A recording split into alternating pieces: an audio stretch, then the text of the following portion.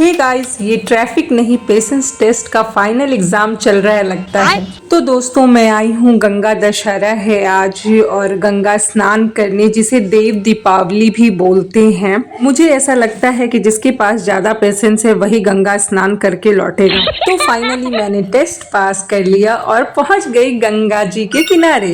यहाँ आने के बाद मुझे मालूम लगा कि जितनी भीड़ रास्ते में है उतनी भीड़ घाट के किनारे नहीं है। रास्ते की भीड़ जा किधर रही है ये मुझे मालूम नहीं चल पा रहा है। ट्रैफिक में पड़ा हुआ धूल और मन के अंदर पड़ा हुआ धूल दोनों ही धोने के लिए हम लोगों ने गंगा जी में डुबकी लगाई। यहाँ आने के बाद मुझे मालूम चला सिर्फ मैं ही पापी नहीं हूँ, बहुत लोग यहाँ अपने पाप धुलने आए हैं। क्या आप लोगों ने भी आस्था की डुबकी लगाई? अगर लगाई है तो कमेंट में फटाफट से बताइएगा और मिलते हैं नेक्स्ट ब्लॉग में। तब तक के लिए बाय बाय।